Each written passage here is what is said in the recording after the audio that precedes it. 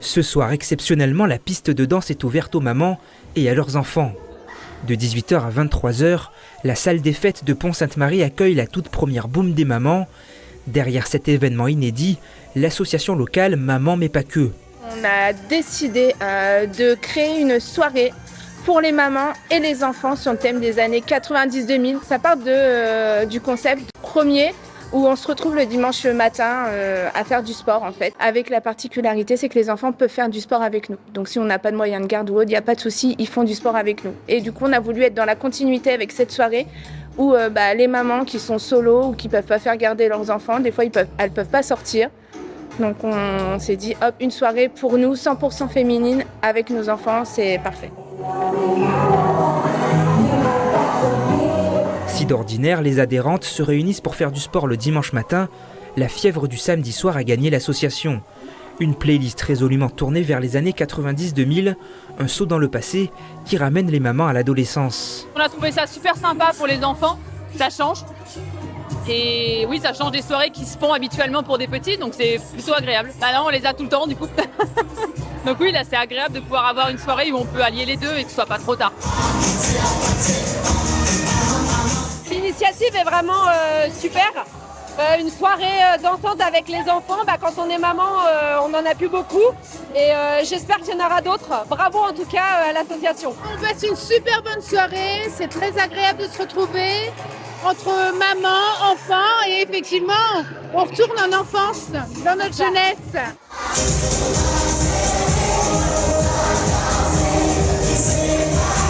Assumer son rôle de mère sans effacer les moments festifs, un concept novateur déjà très populaire en Allemagne qui débarque pour la première fois dans l'Aube. Près de 160 tickets se sont écoulés, un succès surprise pour l'association. En Allemagne, ils font des soirées, ça s'appelle Maman va danser. Donc là, c'est un bar et il n'y a que les mamans qui vont danser. C'est de 20h à 23h, pareil. Donc c'est vraiment une petite tranche horaire comme ça. On ne rentre pas trop tard et le matin, on est toujours opérationnel pour les enfants. Et nous, voilà, on a voulu étendre avec les enfants pour que ce soit accessible à peut-être plus de monde. Petit clin d'œil, la soirée était organisée à l'occasion de la Journée internationale des droits des femmes. Une partie des bénéfices sera reversée à l'association Solidarité Femmes Aube.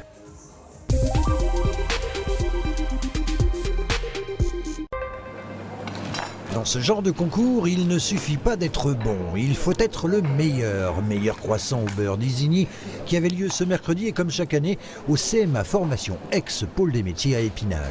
En lice, 13 candidats venus de tout le Grand Est pour réaliser chacun 2 douzaines de croissants. Mais qu'est-ce qui différencie le beurre normand d'Isigny des autres beurres? Son AOP peut-être.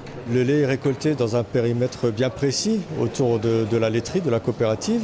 Il a un goût très prononcé, qui est lié aussi à la zone de récolte en Normandie, comparé à d'autres beurres qu'on peut retrouver sur le marché.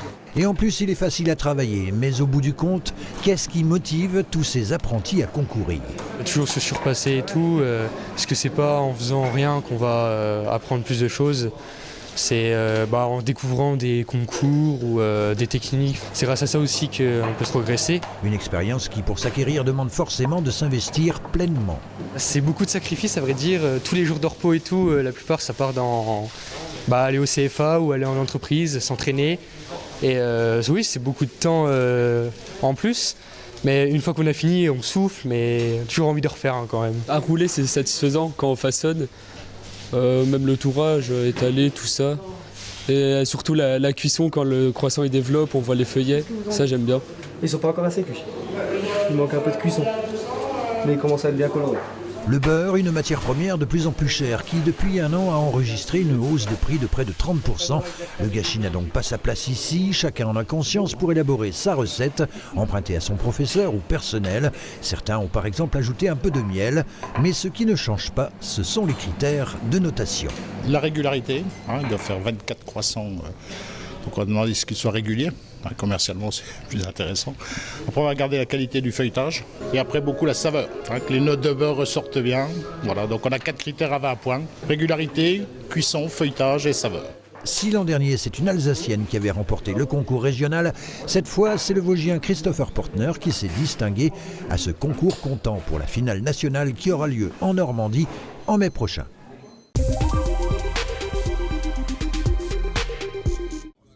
Des outils, des plants et de l'huile de coude, c'est ce qu'il faut pour planter ces haies. Il faut bien mettre les racines au fond du trou et une fois qu'on a mis la terre autour, on marche un peu dessus.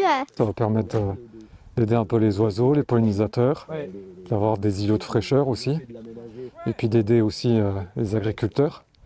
Ça, c'est sans doute l'agriculture de demain, d'avoir des haies, contrairement à ce qui se passe depuis quelques années dans notre région où on les coupe. Comme ce père et sa fille, d'autres bénévoles participent à la plantation de haies et les élus aussi mettent la main à la terre. En bordure de cette nouvelle piste cyclable de 5 km reliant Guénange à Volstroff, 36 arbres et 272 arbustes vont être plantés. C'est des espèces qui vont tenir dans notre sol et avec notre climat. Derrière moi, on a des tilleuls que vous avez sur tout le long. Et ensuite, on a des végétaux rustiques. Donc vous avez dans un premier temps du saule, vous avez du rosier, vous avez du cornouiller, un deuxième type de cornouiller. Et là, vous avez du fusain. 6 espèces végétales différentes qui assureront une diversité et résisteront ainsi aux potentielles maladies. Si les cyclistes profiteront à terme d'ombre sur la piste, cette haie vise avant tout à pallier l'érosion de la biodiversité. Pour créer l'infrastructure, on a dû arracher une haie qui était installée tout en haut de la piste. L'idée, en recréant ces corridors, ces couloirs de végétation, c'est de recréer des connexions entre les haies qui existent, les bois, les bosquets, et de permettre justement à la faune, les petits oiseaux, les insectes, de circuler, de s'y nicher, de s'y alimenter aussi. Côté finance, l'aménagement de cette trame verte et bleue coûtera 25 000 € à l'Arc Mosellan, chargé de ce projet en faveur de la biodiversité.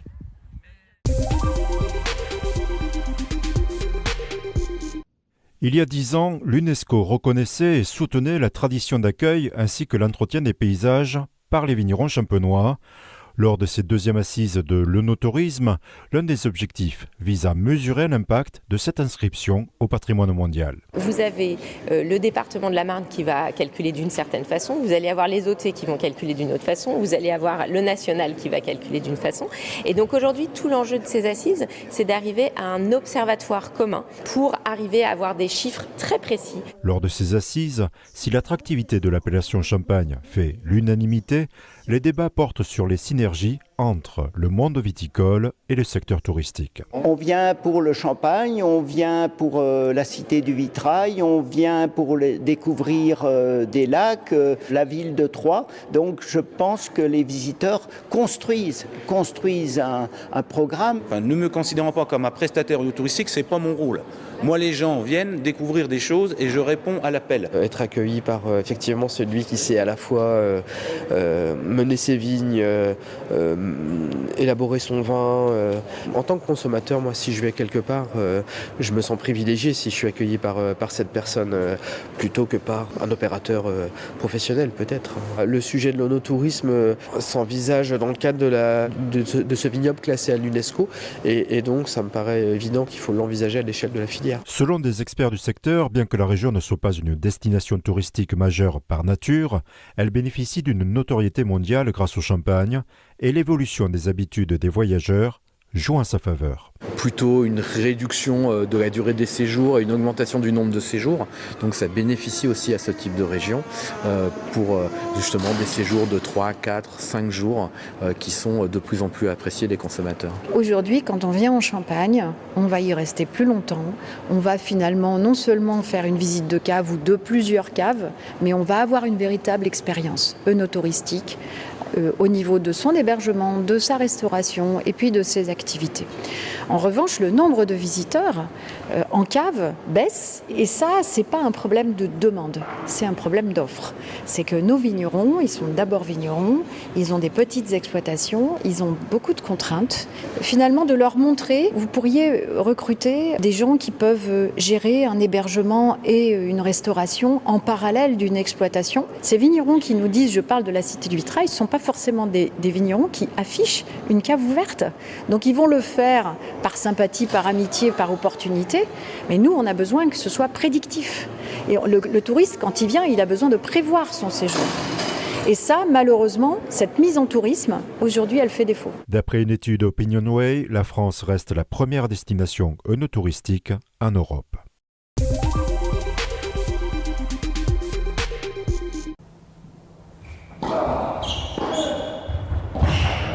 Ce n'est qu'un ATP Challenger 75 et pourtant le tournoi a tenu toutes ses promesses. Dimanche, la finale a opposé la tête de série numéro 1 Borna Coric au Français Arthur Bouquet devant son public.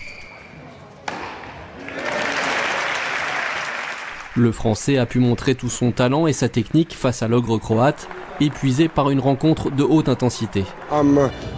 Je suis vraiment très content, mais aussi très fatigué. Je n'ai qu'une seule envie, c'est rentrer me reposer. En tout cas, c'était un super tournoi pour moi. Un challenge réussi autant pour les joueurs que pour les organisateurs. Une organisation vraiment top. C'est vrai que moi j'ai pas trop l'habitude de ce genre d'organisation, donc on en profite toute la semaine.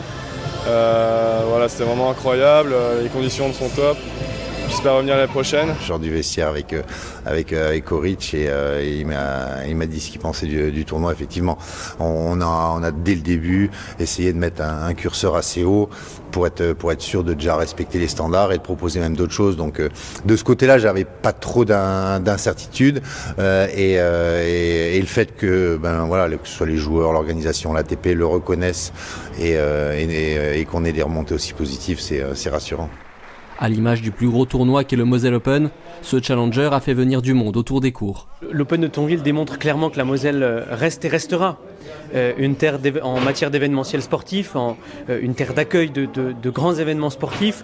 L'Open a pu clairement le démontrer à la fois dans son organisation, dans l'enthousiasme qu'il y a pu y avoir autour de cet Open, tant par et pour le public que sur le plan sportif. Donc on est extrêmement satisfait. L'organisation se penche désormais sur la faisabilité d'une prochaine édition.